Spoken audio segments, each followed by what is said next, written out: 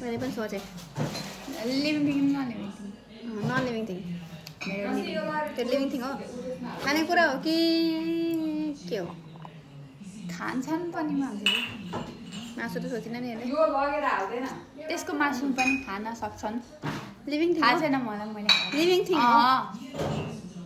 animal हो त सोध्नु मलाई तपाईँको नन लिभिङ थिङ होइन त्यो खान मिल्छ खानेकुरा होइन सजाउने हो सजाउने पनि होइन म सोध्छु त्यो लिभिङ थिङ होइन एनिमलहरूमा पर्छ कि ग्रासहरू प्लान्टहरूमा एनिमलमै पर्छ एनिमलमै पर्छ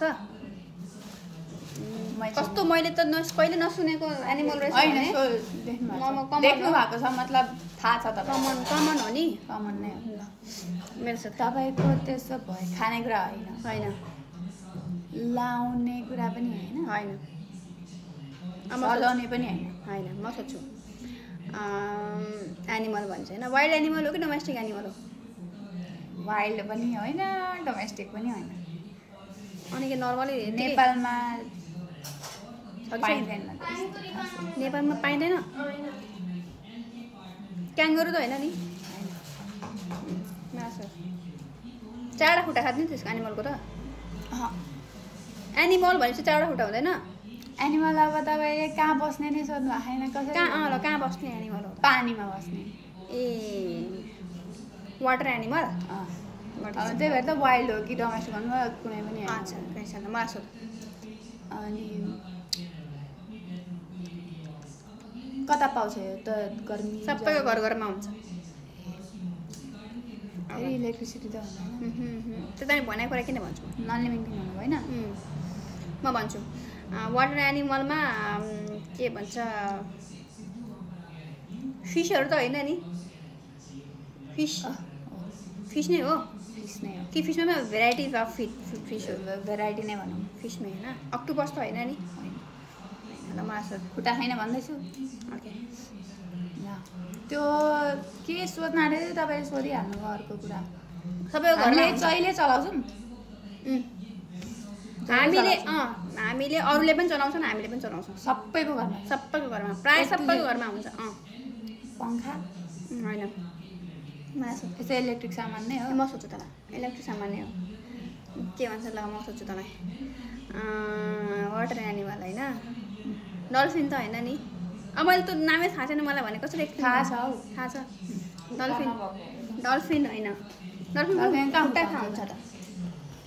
साँप त होइन नि पानी साँप पनि त हुन्छ नि त पानीमा बस्ने साँप होइन कमन हुँदैन नि त त्यो त जुका पानीमा बस्छ जुका हो होइन मलाई सोध नेपालमा पाइँदैन भन्दैछु अब त विदेशको कहाँ जानु हो सोध्नलाई